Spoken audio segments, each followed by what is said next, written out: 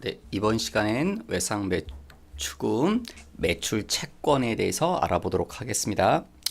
매출 채권, 네, 외상 매출금과 받으러움, 이걸 매출 채권이라고 하신다는 거.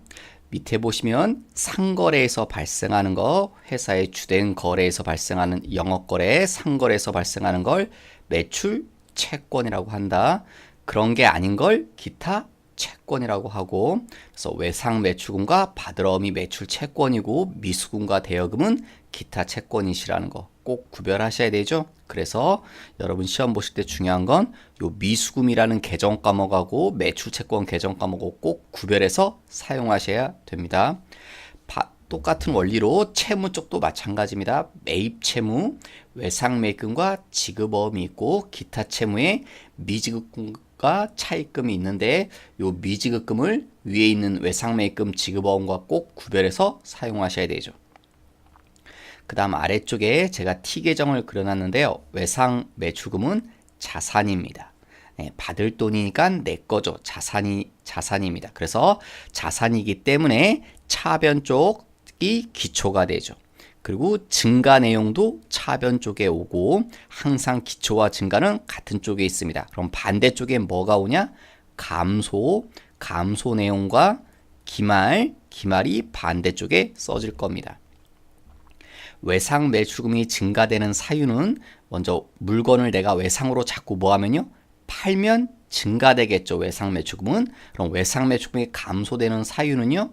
받으면, 회수하면 외상 매출금은 줄 거고 할인, 깎아주는 거죠. 애누리, 환입, 반품 이런 것들 다 깎아주는 사유들인 거죠. 그러면 내가 받을 돈은 감소되겠죠. 그 다음 마지막 이제 최악의 상황인데 대손, 돈을 못 받게 되면 그러면 외상 매출금도 줄어들겠죠. 못 받게 됐으니까. 받으러움도 비슷합니다. 받으러움도 자산, 내가 받아야 될 돈이니까 자산입니다. 그래서 차변 쪽에 기초와 증가 사유가 써지고 반대쪽인 대변에는 감소하고 기말 내용이 써질 겁니다. 받으러움이 감소되는 사유는 받으면 역시 회수죠. 받으면 줄어들 거고 배서양도라는 말은 따르는 회사한테 엄을 넘겨주죠. 뒷면에 인적사항을 쓴다고 해서 배서라고 하죠. 여러분 우리 수표는 뒷면에 막 인적사항 쓰죠. 그걸 이서라고 하지만 엄은 배서라고 합니다. 그 다음 할인, 어음 만기 전에 조기에 현금화 시키려고 할인을 하죠. 그러면 돈을 조기에 현금화 시켰으니까 받은 셈이죠. 그러면 받으러움도 감소가 되겠죠. 그 다음 부도, 돈을 못 받게 되겠죠. 부도 나시면 그러면 받으러움도 감소가 되실 겁니다. 그 다음 밑에 쪽에 보시면 이제 우리 대손 충당금을 하셔야 되는데 중요한 사항입니다. 대손 충당금은 시험에서 아주 중요하게 다루기 때문에 이 대손 충당금에 관련돼서 먼저 계정 과목을 잠깐 보시면 여기 두 줄로 써놨는데 대손상각비, 대손충당금 환입.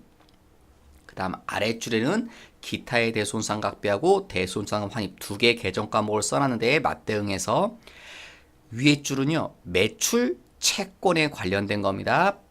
매출 채권 외상 매출금 받으러움에 관련돼선 대손상각비 800번대, 대손충당금 환입 역시 800번대 판관비로 처리되지만 기타 채권, 외상 매출금이나 받으러움이 아닌 미수금이나 대여금에 관련돼선 기타의 대손 상각비라는 계정 과목 900번대 역시 대손 충당금 환입인데 위하고 한글은 똑같지만 번호가 900번대죠. 영업 외. 그래서 이 코드 번호가라든가 판관비와 영업 외라는 거 꼭 구별해서 사용되셔야 되죠. 자, 그럼 대손 충당금에 대해서 이제 알아보도록 하겠습니다. 대손 충당금은 시험 문제 나오실 때 회계 1급에서는 부가세는 고려하지 말라고 나올 텐데 세무 2급에선 우리 대손 세액공제도 배우기 때문에 부가세까지 고려해서 하라고 출제될 수도 있습니다. 먼저 부가세를 고려하지 않는다는 말은 대손세액 공제를 받지 않은 경우라는 겁니다. 이건 부가세 대손세액 공제 배울 때 다시 나오겠지만 그 회계 처리 내용으로 지금 먼저 미리 배워두도록 하겠습니다. 먼저 부가세를 고려하지 않는다는 건 부가세를 신경 쓰지 말라는 거죠. 먼저 받을 돈, 채권이 매출 채권인 경우하고 매출 채권이 아닌 경우 두 가지로 나눠서 보겠습니다. 먼저 첫 번째 상황, 결산때, 12월 31일이 결산때죠. 결산때에 항상 충당금을 설정합니다. 매년 하셔야 됩니다. 결산때마다. 지금 내가 기말 현재 채권 잔액 받을 돈이 1억이 있습니다. 그런데 대손율 1%, 대손율 1%라는 건 회사가 예측하는 거죠. 과거의 경험에 의해서 어느 정도 예측이 될 겁니다. 내가 받을 돈이 1억이 있으면 1% 정도는 못 받을 거라고 예상할 수 있다는 거죠. 그럼 1%면 얼마겠습니까, 여러분? 100만 원이죠. 즉 1억 중에 100만 원은 못 받을 것 같습니다. 그때 회계 처리하시는 거. 자, 대손 충당금을 설정 만들라는 거죠. 그럼 내가 못 받을 거로 예상되는 금액 대손 충당금을 얼마 설정한다? 100만 원 1%라고 했으니까 어느 쪽에 썼습니까? 대변에 썼습니다. 왜 대변에 쓰냐면 대손 충당금은 자산의 차감 항목입니다. 자산에서 빼줘야 되는 항목이기 때문에 자산은 차변에 있죠. 거기서 빼줄 거니까 대변이 대손 충당금에 있는 곳입니다. 그 다음 차변에 뭐라고 하냐면 대응되는 계정 과목으로 대손 상각비, 위에서 본 대손 상각비라고 씁니다. 대손 상각비 비용이 되죠. 계정 과목을 잠시 보시면 충당금은 자산의 차감 항목이고 대손 상각비는 판관비라는 비용 계정 과목입니다. 800번대 비용으로 처리됩니다. 여러분 지금 아직 우리가 돈을 못 받은 게 아닙니다. 실제로 돈을 못 받아서 손해난 게 아니라 예상만 한 거죠. 그런데 실제로 손해가 안 났는데도 손해난 것처럼 뭐로 인정해 줍니까? 비용으로 인정해 줍니다. 이유는 수익, 비용, 대응 원칙에 충실하려고 그런 겁니다. 수익이 있으면 거기에 걸맞는 뭐도요? 비용도 대응, 인식해줘야 된다. 그래서 아직 돈을 못 받지도 않은 거지만 대손 상각비라고 비용으로 인정해 줍니다. 오른쪽엔 역시 채권이 매출 채권이 아닌 경우 역시 대손 충당금이 설정됩니다. 100만 원. 그럼 차변은요? 대손 상각비가 아니라 매출 채권이 아니라고 그랬죠. 그래서 대응되는 계정 과목은 이때는 기타의 대손 상각비를 쓰셔야 됩니다. 기타의 대손 상각비 100만 원. 그러면 우리 회사 재무상태표는 어떻게 써지는지 보겠습니다. 자, 예를 들어서 외상 매출금이라고 가정하면 왼쪽에 있는 걸 그럼 내가 받을 돈이 얼마죠? 1억. 그리고 이 외상 매출금 밑에 지금 우리가 설정한 대손 충당금이라는 계정 과목이 생길 겁니다. 얼마요? 100만 원 이렇게 생길 겁니다. 근데 대손 충당금은 성격이 뭐라고요? 감 빼줍니다. 제가 가로를 쳤죠? 가로를 쳐준다는 건 차감 빼준다는 소리입니다. 그럼 그 옆에 빼주니까 얼마라고 써진다? 9,900만 원 이렇게 기재될 겁니다. 그럼 사람들은 이걸 보고 어떻게 정보를 이해하냐면 이 회사는 외상매출금 받을 돈이 1억이 있는데 아마 대손 충당금을 100만 원 설정했다는 건 저 1억 중에 100만 원은 못 받을 것 같구나. 그래서 회수 가능액 얼마 정도는 회수할 수 있다?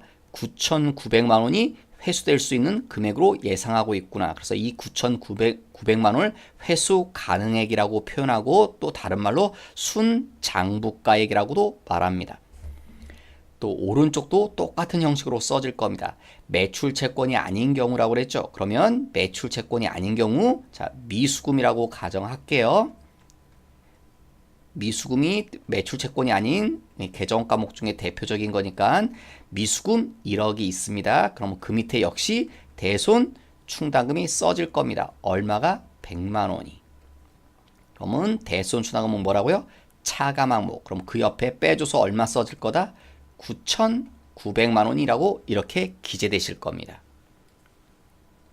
자, 그리고 그 밑으로 가서 이제 해가 바뀌었죠. 2번에 가서 해가 바뀌어서 19년 3월 달이 됐는데 이제 드디어 우려했던 일이 생겼죠.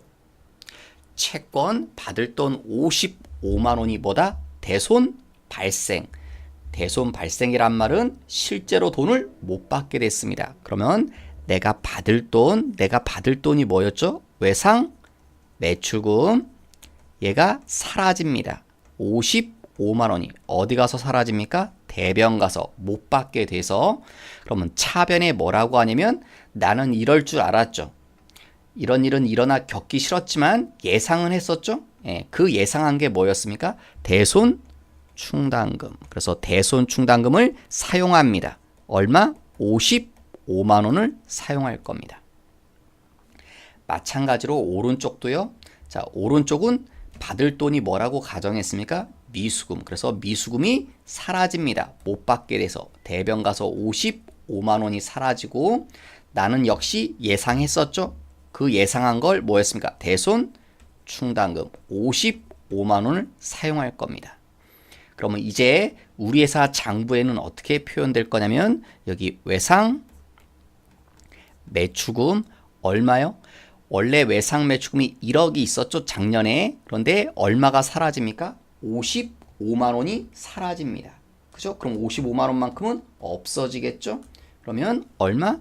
외상 매출금 9,945만 원이라고 여기 써질 겁니다. 그 다음 밑에 뭐 써져요? 대손 충당금이 써지겠죠. 네, 똑같은 표현으로. 그런데 충당금은 원래 얼마 있었습니까? 작년 말에 100만 원이 있었지만 얼마가 사용됐습니까? 지금 55만 원이 사용돼서 없어졌으니까 남아있는 대손 충당금은 얼마? 45만 원만 남아있을 겁니다. 그래서 얘 뭐 한다? 빼줍니다. 그래서 옆에 얼마가 써지겠습니까? 9,900만 원 이렇게 써질 겁니다. 9,900만 원 그래도 회수가 가능하다고.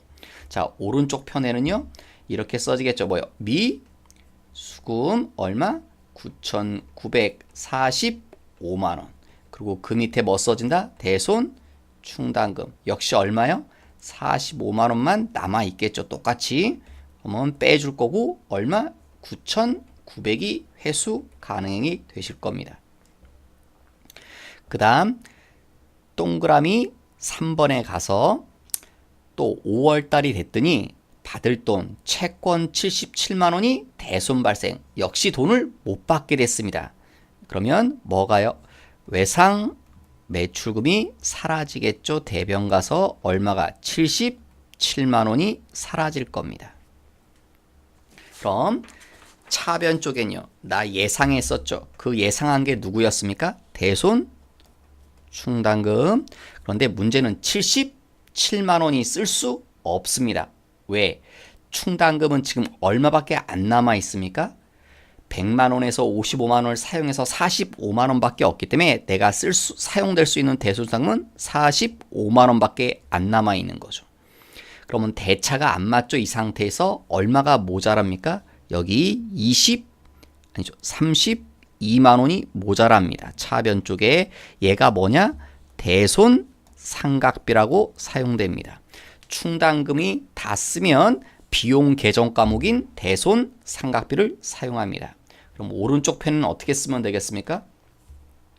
오른쪽 회계 처리는 미수금이 사라지겠죠. 77만 원이. 그러면 우리 예상했던 거 대손 충당금을 쓸 건데 마찬가지로 45만 원밖에 쓸 수 없죠. 남아있는 금액이 얘가 다니까. 그럼 얘 가지고 지금 대차가 안 맞죠. 역시 32만 원이 모자랍니다. 이때 쓰는 이름이 뭡니까? 왼쪽하고 비교하시면 대손 상각비가 아니라 뭘 써야 된다고요? 거기에 대응되는 비용 계정 과목은 기타의 대손 상각비, 미수금이니까 기타의 대손 상각비 32만 원을 사용해야 됩니다. 그러면 재무상태표는 이제 어떻게 표현되겠습니까? 여기 외상 매출금 얼마가 써지겠습니까? 외상 매출금은 이제 얼마가 있을까요, 여러분? 9,868만 원만 남아 있겠죠? 왜? 9,945만 원에서 77만 원은 없어지니까 못 받아서. 그래서 9,868만 원만 남아 있을 겁니다. 그 다음에 밑에 뭐가 써집니까? 대손 충당금이 써질 건데 대손 충당금이 써지는데 얼마입니까? 충당금? 0이죠. 왜? 다 사용이 돼버렸으니까. 그러면 빼줘봐야 0이니까 빼줘봐야 얼마 나오겠습니까? 9,868만 원이 순장부가가 되겠죠. 그 옆에도 마찬가지로 미수금 쪽도요. 미수금 9,868만 원이 남아 있겠죠. 대손 충당금은 얘도 다 썼죠. 0이 될 겁니다. 그래서 회수 가능액은 9,868만이라고 이렇게 기재되겠죠. 지금 상태로까지. 그 다음에 이제 4번에 가셔서 7월 달이 됐더니 또 33만 원을 못 받게 됐습니다. 그러면 대변에 가서 누가 사라집니까? 외상 매출금 33만 원이 사라질 겁니다. 못 받아서. 그러면 차변에요.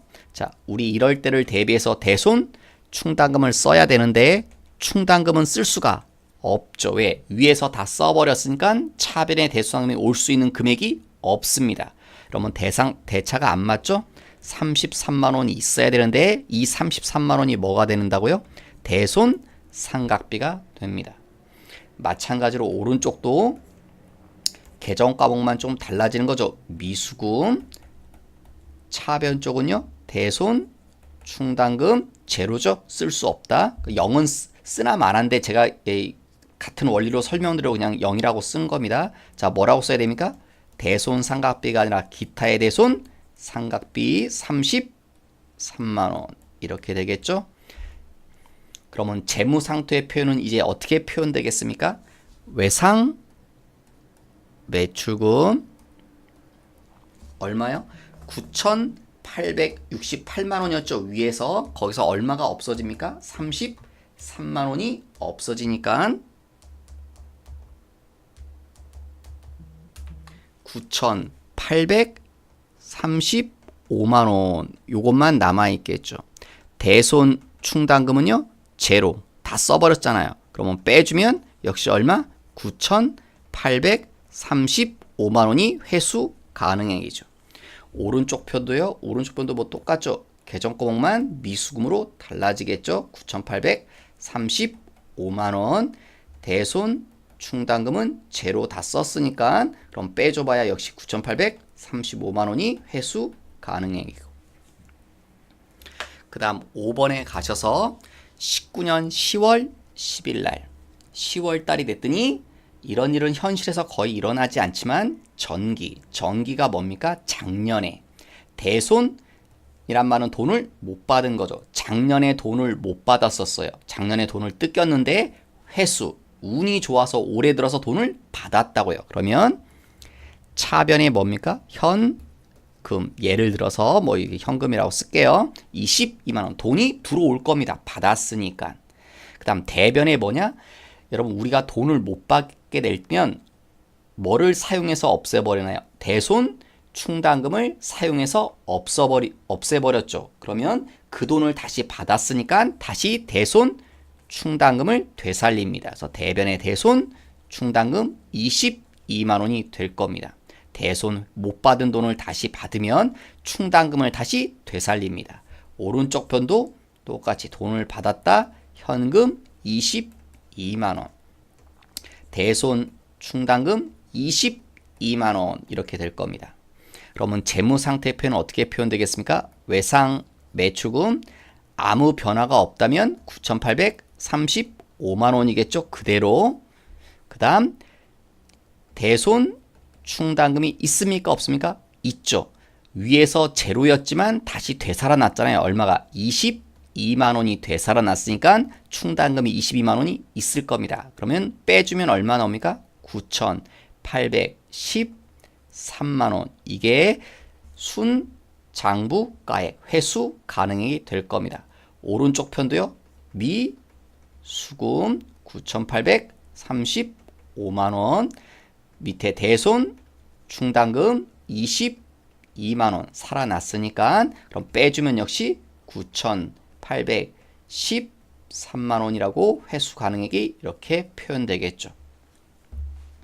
그 다음 6번에 가시면 자 6번에 가시면 밑으로 내려오시면 6번에 또 어떤 날짜입니까? 결산 12월 30일이 됐죠? 그럼 뭘 하셔야 됩니까? 1번을 반복하셔야 됩니다. 이때면 1번처럼 해야 됩니다. 1번 결산 때마다 충당금을 설정해야 된다는 거. 그런데 아마 중간에 우리가 채권 잔액이 2억이 됐다는 건 받을 돈이 2억이 됐대요. 왜? 그 중간에 물건을 또 외상으로 막 팔았나 봐요. 그러니까 받을 돈이 자꾸 늘어나겠죠. 자, 대손율 1%. 그러면 얼마입니까? 200만 원이죠. 2억의 1%면 충당금을 200만 원 설정해야 됩니다. 그러면 1번처럼 충당금을 만들어야 된다. 1번 충당금 어디 가서 만들었습니까? 대변 가서 만들었죠. 그런데 여기가 200만 원이 아니라 왜 200만 원이 아니냐면 지금 위에 보시면 충당금이 얼마 있습니까? 22만 원이 있습니다. 그러니까 200만 원을 다 만들면 200만 원이 넘어갑니다. 그래서 얼마만 만드냐면 178만 원만 만들면 됩니다. 추가적으로. 그러면 200이 되죠. 위에 22만 원이 있었으니까 200이 될 겁니다. 그래서 보충법이라는 표현을 씁니다. 대손 충당금을 설정할 땐 보충적으로 모자란 금액만 설정하죠. 그래서 보충법이란 말이 나온 겁니다. 차변에 뭐라고 하시면 됩니까? 대손 상각비 178만 원. 오른쪽 편은요. 역시 대손 충당금을 설정하는데 얼마 설정합니까? 178만 원. 차변이 대손 상각비가 아니라 뭐라고 돼야 돼요? 기타의 대손 상각비란 이름을 쓰셔야 되죠. 178만 원. 그럼 이제 재무상태표는 어떻게 표현됩니까? 외상 매출금 얼마? 2억. 외상 매출금이 2억이 있다고 그랬잖아요. 채권 잔액이. 그 다음에 대손 충당금은 얼마가 된 겁니까? 200이 된 거죠. 22만 원에서 178만 원을 추가로 설정해서 우리 목표한 금액 200을 만들었죠. 빼주면 얼마가 됩니까? 1억 9,800만 원이 회수 가능액이 되겠죠.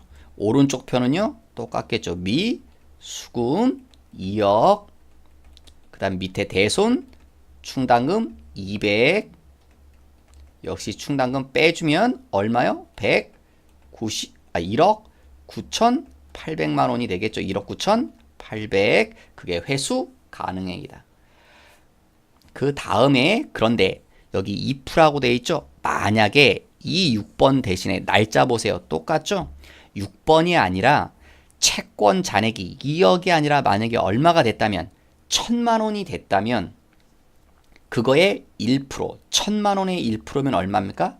10만 원이죠. 충당금을 10만 원 설정하라는 소리겠죠, 이제. 그러면 충당금을 10만 원 설정하려면 충당금을 만들 때 위에서 대변 가서 만들었죠. 그런데 이 경우는 우리 여기서 충당금이 얼마 있었다고요? 22만 원이 있었잖아요. 그런데 목표 금액은 얼마입니까? 10만 원이죠. 그럼 목표 금액보다 이미 더 많이 가지고 있죠. 그럼 그럴 때는 충당금을 목표에 맞춰야 되니까 충당금을 오히려 추가로 만드는 게 아니라 줄여줘야 되죠. 감소시켜줘야 됩니다. 그래서 어디 가야 감소됩니까? 충당금이? 차변 오면 감소되겠죠. 만들 때 대변 가서 만들었으니까 차변에 써주면 감소될 겁니다. 얼마를 감소시키면 되겠습니까? 12만 원을 줄여주면 10만 원이 되겠죠. 22만 원에서 12만 원을 줄이면 목표 금액 10만 원에 도달될 겁니다. 이렇게 충당금을 줄여주는 걸 보고 뭐라고 하냐면 대변에 이때 쓰는 이름이 대손 충당금 환입입니다. 12만 원. 대손당금 환입이라고 씁니다. 그 다음 오른쪽 편은요. 오른쪽 편도 똑같죠. 충당금을 줄여줘야 됩니다. 그럼 차변 가서 충당금을 줄여주겠죠. 얼마? 역시 12만 원을 감소시켜야 되죠. 자, 얘도 뭐라고 합니까? 대손 충당금 환입이라고 합니다. 12만 원이. 그런데 지금 왼쪽과 오른쪽 편이 한글로 쓰면 글씨가 다 똑같죠? 숫자도 똑같고. 그런데 차이점은 요 대손 충당금 환입, 요 대손 환입은 성격이 다릅니다. 얘는 코드 번호가 몇백 번대라고요? 800번대의 판관비 코드 번호고요. 오른쪽 편에 있는 대손 충당금 환입은 900번대 영업 외 코드 번호입니다. 그래서 여러분 컴퓨터로 하실 때 꼭 코드 번호를 구별해서 써야 되시는 거죠. 이렇게 대손상 흐름이 이런 식으로 흘러갑니다. 자, 뒤에 다시 문제를 보시면 똑같은 상황입니다. 위에 거랑 똑같습니다. 뒤에 있는 거 똑같은데 다른 점 하나입니다. 얘는 뭐다? 부가세를 고려하라는 거. 대손세액공제를 적용받는다. 그 말하고 같은 말입니다. 요거 하나만 차이점이 있습니다. 위에 거랑 나머지 숫자 구성은 다 똑같습니다. 그럼 해보겠습니다. 똑같이. 자, 결산 때 충당금을 설정해야 된다고 그랬죠? 1억에 몇 프로? 1%. 그럼 대손 충당금 만들어야죠. 얼마? 100만 원. 차변은 뭐라고 한다고요? 대손 상각비 100만 원. 얘도요. 대손 충당금 100만 원. 차변은요. 기타의 대손 상각비 100만 원. 위에 거랑 비교해 보십시오. 똑같죠. 지금까지인 재무상태표는 어떻게 표현됩니까? 외상, 매출금 1억. 그 밑에 뭐요? 대손 충당금 100. 빼준다. 1억에서 100만 원 빼면 9,900이라고 이렇게 써질 거다. 오른쪽 편은 미수금 1억. 대손 충당금 100. 빼준다. 그럼 역시 장부가액 회수 가능액은 9,900이라고 써지겠죠. 위에 거랑 1번은 똑같죠. 자, 이제 2번부터 자, 해가 바뀌어서 3월 달에 55만 원을 못 받게 되었습니다. 그러면 뭐가 사라집니까? 외상, 매출금 55만 원이 사라집니다. 자, 그런데 이제는 부가세를 고려하죠. 그러면 1번 부가세 예수금 5만 원. 여러분 부가세는 몇 프로입니까? 10%. 이 금액 안에 부가세가 있을 건데 10%에 해당되는 금액 5만 원은 네, 차변 가서 사라집니다. 왜 차변 가서 사라지냐면요. 이렇게 셋이 거래를 하게 되면 자, 내가 얘한테 50만 원에 팔았습니다. 그러면 부가세 얼마가 붙습니까? 55만 원이 이렇게 붙을 겁니다. 그럼 내가 얘한테 55만 원 받을 게 있죠? 자, 아직 돈을 못 받았습니다. 외상이라서 못 받았습니다. 나중에 준대요. 알았어. 나중에 줘. 그랬습니다. 그러면 나는요. 돈을 못 받았지만 부가세는 국가에 내야 됩니다. 5만 원은 내야 됩니다. 이 5만 원을 우리 계정 과목으로 뭐라고 합니까? 부가세 예수금이라고 하죠. 예, 이 납부하는 부가세 매출세액 부가세 예수금 5만 원은 상대방한테 돈을 못 받았어도 일단 국가에는 납부를 해야 됩니다. 내 돈 가지고. 그 다음에 거래처한테 55만 원 받으면 그 55만 원 이제 부가세는 냈으니까 다 내가 가지면 됩니다. 그런데 이 사람이 나한테 뭐래요? 돈을 안 갚아서 대손. 그럼 나는 손해가 나겠죠? 돈을 못 받았으니까 우리 회사는. 근데 가만히 생각해 보니까 물건값 50만 원은 손해 나도 누구한테 하소연할 데가 없지만 요 부가세는 더 억울합니다. 왜 부가세는 억울하냐면 저 5만 원이란 세금은 내 돈으로 내는 게 아니라 상대방한테 받아서 국가에 전달만 해주는 건데 받지도 못했잖아요. 근데 나는 5만 원을 내줬잖아요. 이러면 남 세금을 내가 대신 내준 꼴이 되죠. 더 억울하죠. 그러니까 더 배가 아플 겁니다. 그래서 국가한테 말합니다. 나 저 5만 원 세금 거래처한테 받지 못했다고.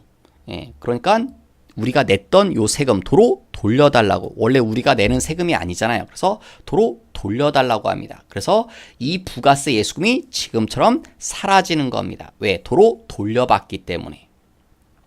부가세 예수금은 부채죠. 그러니까 대변에 있는 건데 도로 돌려받기 때문에 차변 가서 사라지는 겁니다. 그게 부가세를 고려한다. 대손세액공제를 적용받는다. 그래서 차변 쪽에 부가세 예수금 5만 원이 먼저 나옵니다. 요거 나중에 부가세 대손세액공제 할 때 또 나오실 겁니다, 여러분. 그 다음에 이제 대손 충당금 물건값 못 받을 걸 예상했죠. 자, 얼마? 50만 원. 이러면 대차가 다 맞게 되겠죠? 자, 그 다음 오른쪽 편도요. 미수금 55만 원이 사라집니다. 그러면 얘도요. 역시 뭐다? 부가세 예수금. 부가세는 도로 돌려받을 거고 5만 원은 그 다음에 대손 충당금 우리가 예상했던 거로 50만 원 사용될 겁니다. 이러면 대차가 또 맞을 겁니다. 그럼 재무상태표는 표현이 어떻게 될 거냐? 외상 매출금 써지겠죠? 저 중에 얼마가요? 55만 원은 못 받게 되었으니까 9,945만 원이 써지겠죠. 이렇게 1억에서 외상 매출금 1억에서 55만 원을 못 받았으니까 없어지고, 그 다음 대손 충당금이 밑에 써지는데 얼마 써집니까? 100이 아니죠. 얼마는 사용됐습니까? 50이. 그러면 남아있는 금액은 50만 원 남아있겠죠. 그러면 빼주면 얼마가 나옵니까, 여러분? 9,895만 원이 회수 가능액이 될 겁니다. 9,895만 원이. 오른쪽 편은요, 계정 과목 얘만 달라진 거죠. 9,945만 원 미수금, 대손 충당금 50만 원 똑같죠? 빼주면 9,895만 원이 회수 가능액이다. 위에 있었던 2번하고 비교해 보십시오. 요 부가세 예수금 때문에 조금씩 달라지죠. 그 다음 3번 5월 달에 가서 또 77만 원을 못 받게 되었습니다. 그러면 뭐가 사라집니까? 외상 매출금이 사라지죠. 얼마가? 77만 원이. 대손 못 받게 됐으니까 그러면 역시요. 뭐부터? 부가세 예수금. 부가세를 돌려받아야겠죠. 똑같은 원리로. 얼마입니까? 이때 부가세는 7만 원이죠.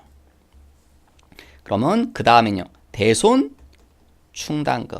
그런데 지금 충당금이 얼마밖에 없습니까? 우리가 가지고 있는 건 이제 50만 원밖에 없죠. 요거 50만 원 이걸 쓸 겁니다.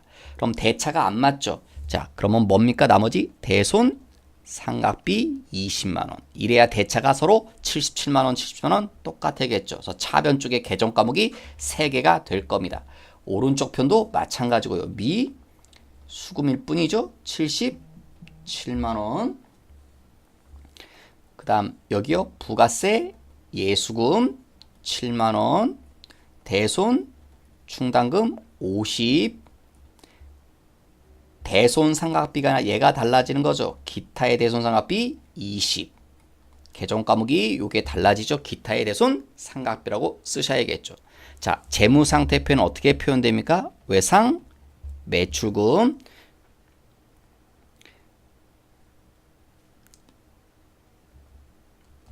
외상 매출금 얼마가 써지겠습니까? 77만 원이 없어졌으니까 9,868만 원이라고 써지겠죠. 그 다음 대손 충당금은요. 다 썼죠? 0입니다. 그러면 빼봐야 없으니까 9,865만 원이라고 기재되겠죠. 회수 가능액이.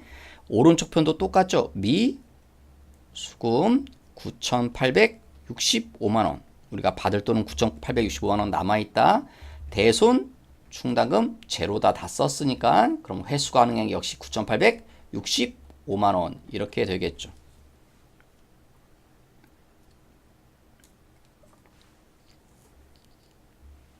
죄송합니다. 9,868만 원이죠. 5만 원이 아니라 제가 참네. 9,868만 원이죠. 5만 원이 아니시고 그 다음에 4번에 7월 달에 가셔서 7월 달에 갔더니 뭐다? 대손 발생. 역시 또 돈을 못 받게 됐습니다. 얼마를? 33만 원을. 그러면 외상 매출금 33만 원이 없어질 거고 부가세 예수금, 부가세 돌려받아야 되니까 얼마를요? 3만 원이죠. 이 경우에 이 금액 속에 들어있는 부가세는. 그 다음에 대손 충당금은 쓸 수 없죠. 다 써버렸으니까. 그러면 누구를 써야 됩니까? 대손 상각비 30만 원. 이래야 대차가 맞겠죠. 오른쪽 편은 미 수금 33만 원, 부가세 예수금 3만 원. 대손 상각비가 아니라 뭘 써야 돼요? 기타의 대손 상각비 30만 원. 재무상태표는 어떻게 표현되겠습니까? 이제 외상 매출금이 얼마요? 9,835만 원이죠. 대손 충당금은 없죠? 0. 그러면 빼주면 9,835만 원. 이렇게 써질 거고. 오른쪽 편도 똑같죠? 미 수금 9,835만 원. 대손 충당금 제로 빼주면 9,835만 원이 회수 가능이 되실 거고. 자, 10월 달에 가서 전기의 대손 회수. 작년에 못 받은 돈을 운 좋게 받아냈다. 그럼 차변 쪽은 당연히 돈 받았으니까 뭐 돈 얘기가 나오겠죠? 현금 22만 원. 대변은요? 자, 못 받은 돈을 다시 받았으면 여러분 우리 돈 못 받을 때 여기 부가세를 도로 돌려받았죠. 그러면 그 못 받은 돈을 다시 받았으니까 부가세를 다시 어떻게 해야 되는가? 도로 국가에 납부하셔야겠죠. 그래서 대변에 부가세 예수금. 부가세 얼마겠습니까? 2만 원. 그리고 자, 뭘 다시 되살린다? 대손 충당금을 되살리는 거죠. 못 받은 돈을 다시 받았으면 자, 오른쪽 편도 똑같습니다. 현금 22만 원, 대변의 부가세 예수금 2만 원, 대손 충당금 20만 원 이렇게 될 겁니다.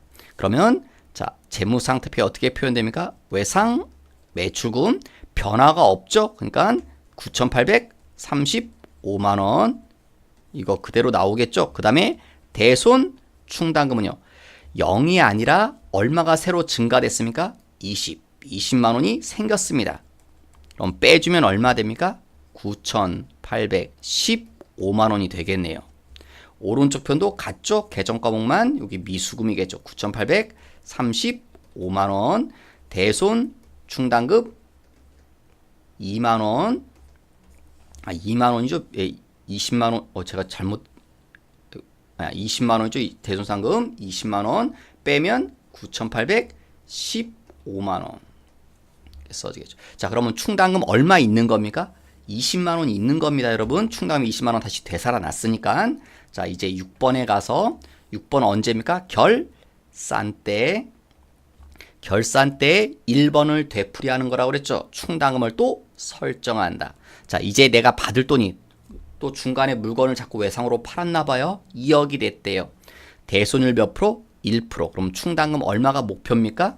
200만 원이 목표가 돼야겠죠. 그러면 충당금을 만듭니다. 대손 충당금. 200만 원 다 만들면 안 되죠. 왜? 얼마가 있었다고요? 위에서 20만 원이 있었기 때문에 얼마만? 180만 원만 추가로 보충적으로 만듭니다. 그러면 200이 되겠죠.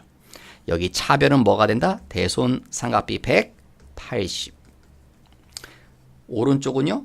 역시 충당금 180을 만든다. 차변 쪽은요. 대손 상각비가 아니라 계정 과목 기타의 대손 상각비 180. 계정 과목이 좀 달라지죠. 그러면 재무 상태표는 어떻게 표현됩니까? 외상 매출금 받을 돈 얼마다? 2억. 대손 충당금은 얼마가 된 겁니까? 180이 된 게 아니라 180을 추가로 해가지고 얼마가 됐다? 200이 됐다. 그러면 빼주면 얼마? 1억 9,800. 이게 회수 가능하게 되겠죠. 1억 9,800이. 오른쪽 편도요. 미수금 2억. 밑에 대손 충당금 얼마 빼줘야 됩니까? 200. 그럼 빼주면 100. 1억 9,800이 회수 가능하게로 옆에 써지겠죠. 자, 그런데 이제 또 가정 6번 대신에 날짜가 똑같죠. 여기 if 만약에 채권 잔액이 얼마라면 1,000만 원이라면 대손율 몇 프로? 1%. 그럼 얼마입니까? 10만 원. 충당금을 10만 원 만들어라. 이게 목표다. 그러면 충당금은요. 자, 오히려 만드는 게 아니라 뭐 하셔야 돼요? 감소시켜야 되죠. 왜? 위에서 충당금 얼마 있었습니까? 20. 목표 금액 10만 원보다 더 많으니까 오히려 줄여줘야 되죠. 그래서 차변 가서 대손 충당금 10만 원을 감소시킵니다. 그러면 10만 원이 되겠죠. 그 다음 대변은요. 대손 충당금 줄여주는 걸 보고 뭐라고 한다? 환입 10만 원. 오른쪽 편도 마찬가지가 되겠죠. 대손 상금 10만 원을 감소시키고 대변은 대손 충당금 환입 900번대 코드번호 10만원 이렇게 쓰시면 그러면 재무상태표현 이렇게 표현되겠죠. 외상 매출금 얼마다? 1000만원. 밑에 대손 충당금 얼마가 돼버렸다? 10만원이 돼버렸다. 그럼 회수 가능액은 1000만원에서 10만원 빼니까 990만원이 되겠죠. 오른쪽 표는 외상 매출금 대신에 미수금이라고 계정 과목이 될 거고 미수금 1000만원 있으면 충당금 얼마 설정했다? 10만원. 10만원을 감소시켜서 10만원으로 만들었죠. 역시 990만원이 회수 가능액이시다. 위에 있는 거랑 비교해 보십시오. 여러분 부가세 고려할 때랑 고려하지 않을 때 그걸 제가 이제 여기 밑에 다시 정리해 놨습니다. 회계처리. 이런 식으로 패턴 정리를 되셔야 됩니다. 2번 시험에 아주 잘 나옵니다. 대손 발생 시 돈을 못 받게 되면 분계수서 1번 대변 가서 받을 돈입니다. 외상 매출금이나 미수금들이 사라집니다. 대변 가서 받을 돈이 사라지고 자 번호 순서 붙였죠. 뭐부터 한다? 두 번째 부가세 예수금. 근데 제가 대여금일 때는 2번이 안 나온다는 소리예요. 왜냐면 대여금은 돈을 빌려주는 거죠. 돈 빌릴 때는 부가세가 없기 때문에 부가세 예수금이 나올 이유가 없습니다. 그 다음 자 3번이 뭐다? 충당금. 우리가 이럴 경우를 대비했던 거 충당금을 사용합니다. 그런데 충당금은 있는 것만큼 사용돼야 되기 때문에 있는 것만큼은 얼마인지 어떻게 합니까?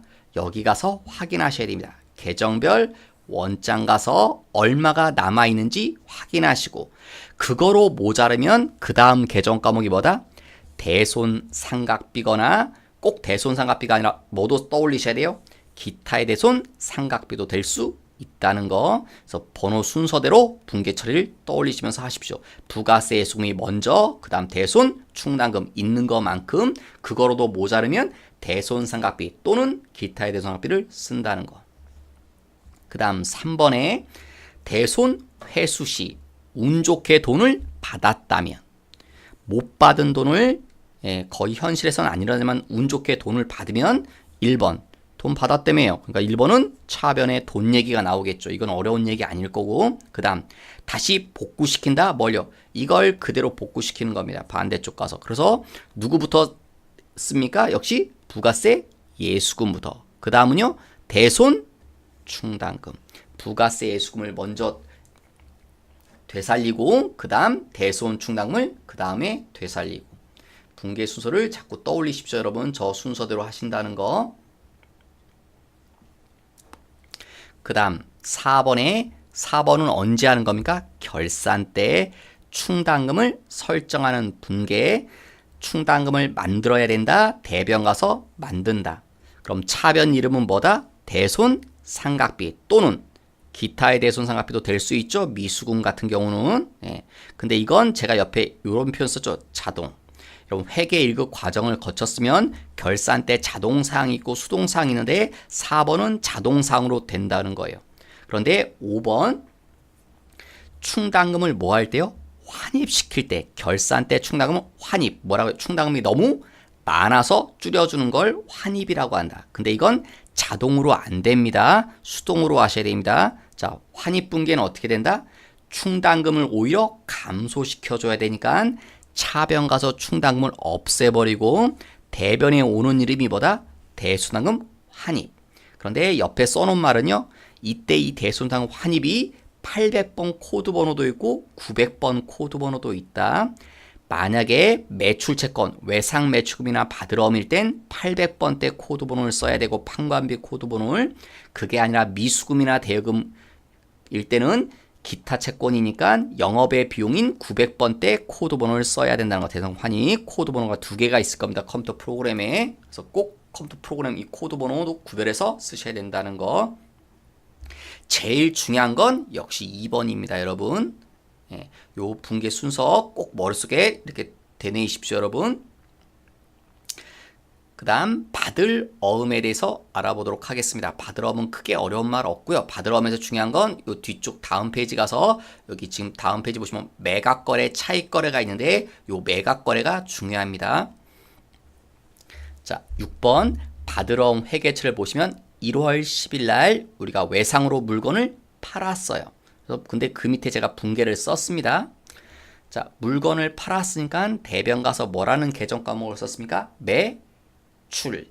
제품을 팔았으니까 제품 매출 100만 원 이렇게 썼습니다. 그 다음 외상으로 팔았으니까 차변은 뭐다? 외상 매출금 100만 원 돈을 못 받았으니까 이렇게 썼습니다. 그 다음 페이지 가서 이제 시간이 흘러서 우리가 받을 돈이 100만 원이 있었죠. 그런데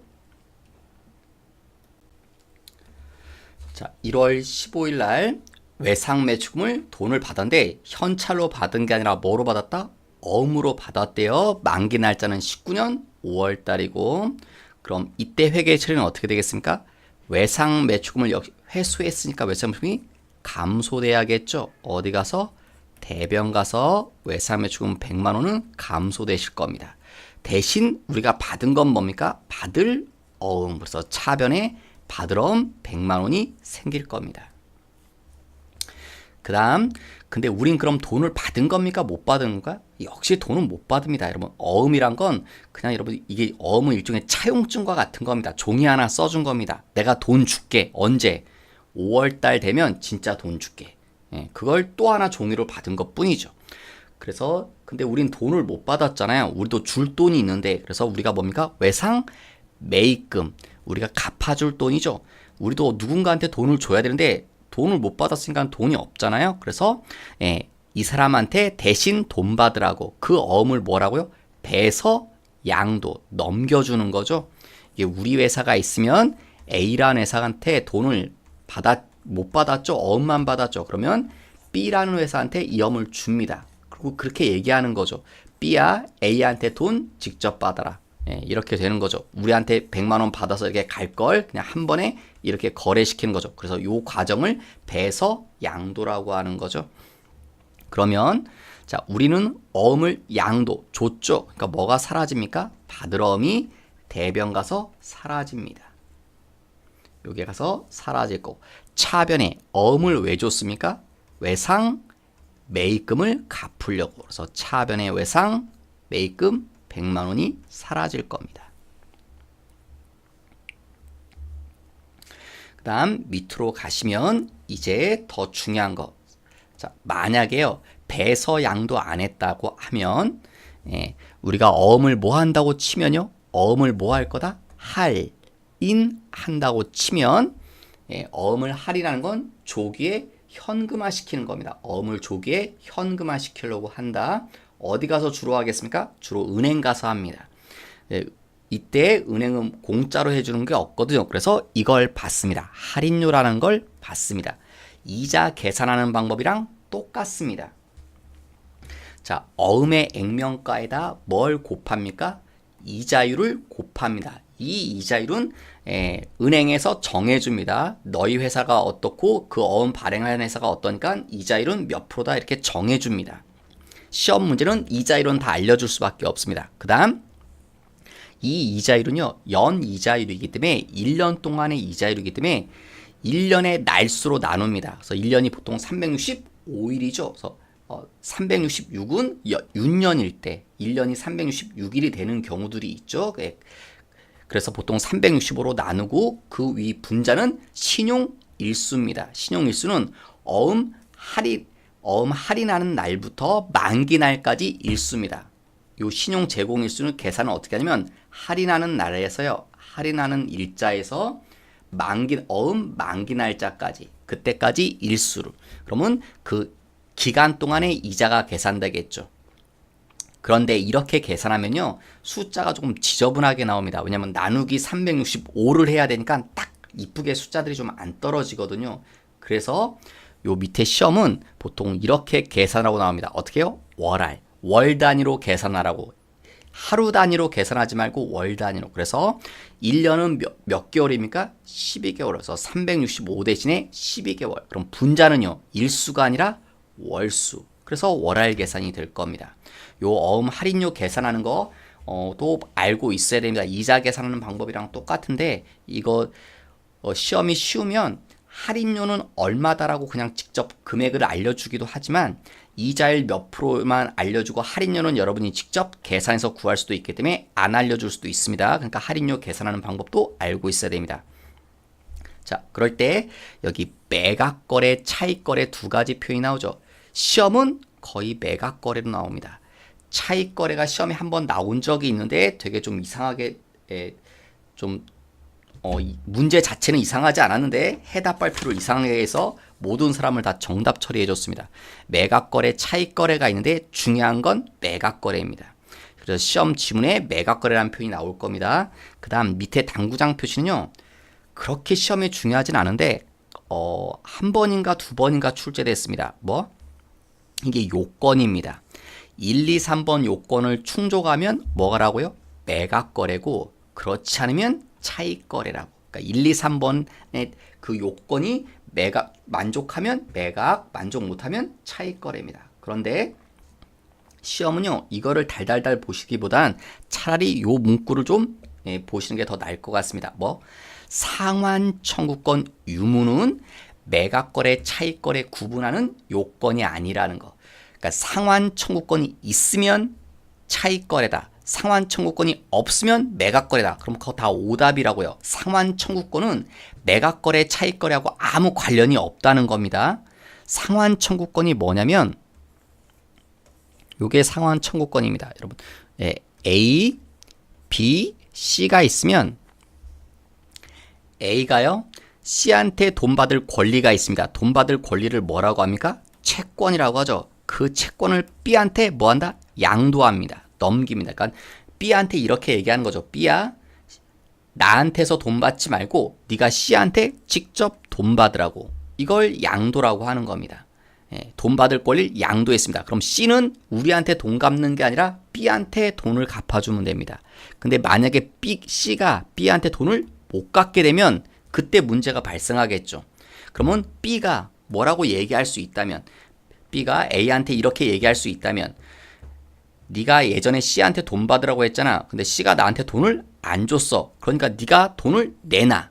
이게 상환 청구권입니다. 이럴 수 있는 권리가 있다는 건 상환 청구권이 있다라고 얘기하는 거고요. 만약에 C가 돈을 못 갚았어도 B가 A한테 돈 달라고 요구할 수 없다. 이러면 상환 청구권이 없다는 소리입니다. 시험엔 요 매각거래, 차익거래 구분은 차라리 요 문구를 좀 기억하시는 게 나으실 거라는 거. 그 다음 매각거래 보겠습니다. 자, 먼저 그러기 전에 할인료를 먼저 계산해 볼게요. 할인료를 계산해 보겠습니다. 자, 오늘이 몇 월 며칠입니까? 2월 1일입니다. 자, 할인료 어떻게 계산한다?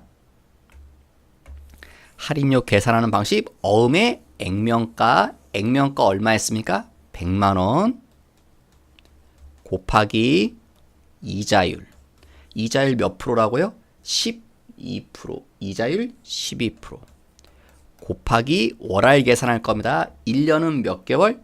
12개월. 이러면 한 달의 이자가 될 겁니다. 이 상태가. 이게 연 이자율이기 때문에 12로 나누면 한 달의 이자다. 분자, 뭐다? 할인 월수. 할인하는 날부터 만기 날짜까지라고 했죠. 자, 오늘이 몇 월 며칠입니까? 2월 1일. 만기 날짜가 뭐라고요? 위에 1번에 나왔습니다. 만기 날짜는 5월 31일이라고. 그러면 오늘 2월 1일부터 5월 31일까지가 몇 개월이 됩니까? 3개월이 아닙니다. 여러분 손가락으로 해보시면 2월 1일부터 5월 30일은 4개월이죠. 그래서 분자는 4개월. 이러시면 할인료가 계산될 겁니다. 그럼 얼마가 나오십니까, 여러분? 40만 원이 나오죠? 죄송합니다. 40만 원이다. 4만 원이 나오실 겁니다. 이거 계산하시면. 자, 그래서 할인료 얼마다? 4만 원입니다. 자, 그러면 매각거래 분개 보겠습니다. 내가 이 가지고 있던 어음을 들고 어디 간다? 은행에 갑니다. 그러면 내가 은행에 어음을 줍니다. 어음을 팔아버리는 겁니다. 그래서 매각거래라는 표현을 씁니다. 얼마짜리 어음을 줍니까? 100. 그 다음 두 번째, 돈을 받습니다. 은행한테 돈을 받는데 얼마 받냐? 100만 원 다 주지 않고 96만 원만 은행이 나한테 줄 겁니다. 얼마는 안 주고요. 요 4만 원 할인료는 안 줍니다. 그래서 요 4만 원이 있어야 대차가 맞겠죠. 요 4만 원을 뭐라고 하냐면 매출 채권, 저는 줄여서 쓸게요. 처분 손실이라는 계정 과목을 씁니다. 매출 채권 처분 손실입니다. 그래서 여러분은 요 시험 지문에 뭐가 나오면 매각거래라는 말이 나오시면 요 계정 과목을 짝지어서 떠올릴 수 있어야 됩니다. 매출 채권 처분 손실이라는 거. 왜냐하면 이 매출 채권 처분 손실이라는 계정 과목을요 평소에 쓸 일이 거의 없습니다, 여러분. 그래서 이 계정 과목이 어려운 게 아니라 잘 안 쓰기 때문에 생각이 잘 안 난다는 겁니다. 그래서 매각거래 매출 채권 처분 손실 이렇게 짝지으시라는 거. 그 다음에 만기 날짜가 됩니다. 만기 날짜가 언제입니까? 5월 30일이 되면 우리는 어떻습니까? 우리는 아무것도 안 합니다. 왜? 우리는 더 이상 관련이 없습니다. 예, 우리는 어음을 팔아버렸기 때문에 우린 이제 저 어음에 대해서 관심이 하나도 없는 겁니다. 우리가 관여할 바가 없기 때문에 만기 날짜 돼도 회계 처리 같은 건 없습니다. 자, 비교해서 차익거래 보겠습니다. 차익거래, 왜 차입이란 반을 썼습니까? 돈을 빌리는 겁니다. 여러분, 내가 어음을 가지고 은행에 가서 돈을 빌리는데 어음을 물론 은행한테 줍니다. 주는데 완전히 주는 게 아니라 일종의 담보입니다. 담보로 맡기고 돈을 빌리는 겁니다. 그래서 대변이 뭐가 되냐면 받을 어음이 아니라 단기 차입금입니다. 짧기 때문에 돈을 빌리는 겁니다. 그리고 차변이 뭐냐면 역시 돈을 빌렸으니까 돈을 받습니다. 얼마? 96만 원만 준다고요, 은행이.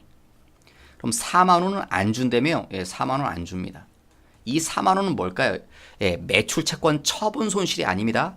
처분한 게 아니에요. 우리가 이 어음을 완전히 판 게 아니라 돈을 뭐라고요? 빌린 겁니다. 여러분, 돈 빌리면 대가로 뭐 줘야 됩니까? 이자 줘야 되죠. 이자 비용입니다. 그 다음에 어음이 만기 날짜가 되면 이때 회계처리 우리 한 번 더 해야 됩니다. 만기 날짜가 되면 우리는 돈을 갚는 겁니다. 그래서 단기 차입금이 사라집니다. 돈을 갚으니까. 그리고 우리가 가지고 있던 뭐도요?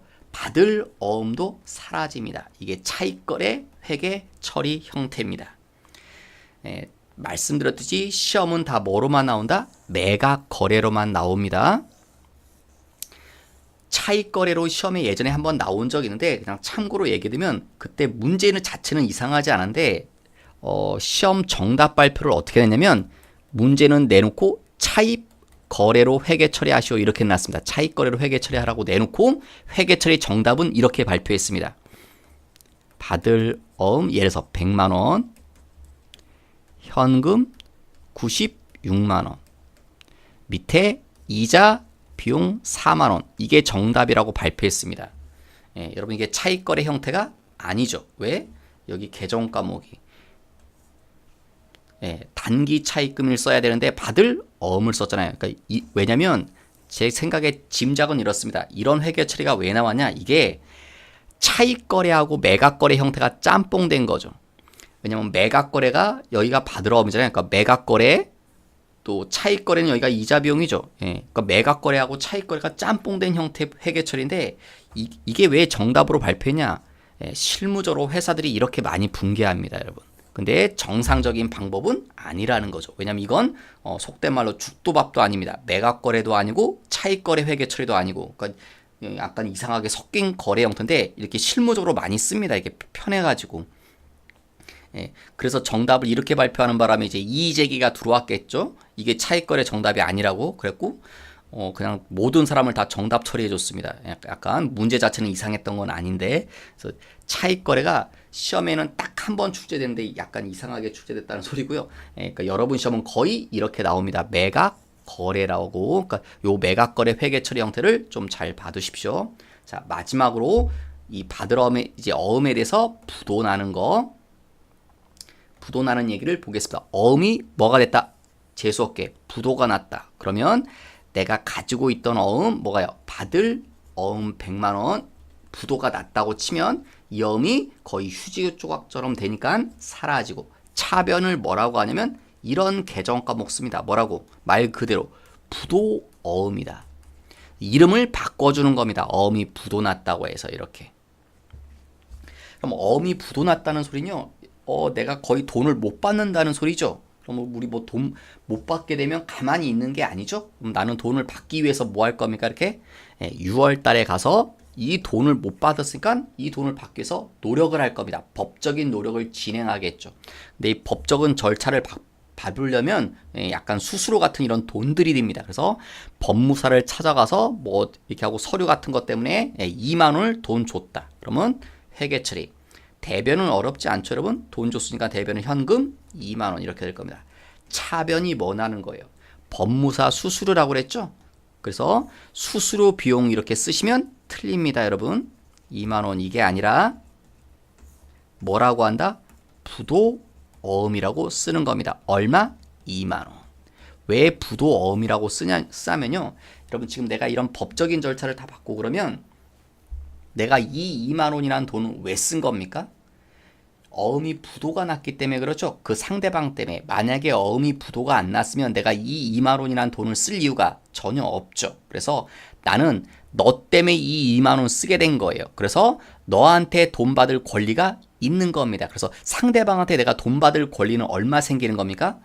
원래 받아야 될 돈 100만 원하고 너 때문에 쓰게 된 돈 2만 원. 이 돈도 상대방한테 받을 수 있는 법적인 권리가 나한테 생깁니다. 그래서 이 2만 원도 부도어음으로 처리하는 겁니다. 뭐 근데 뭐 거의 못 받게 되겠죠. 이 100만 원도 못 받을 뿐만 아니라 이 2만 원도 현실적으로 받기는 힘들지만 그런 권리는 생기니까 부도어음으로 처리하시는 겁니다.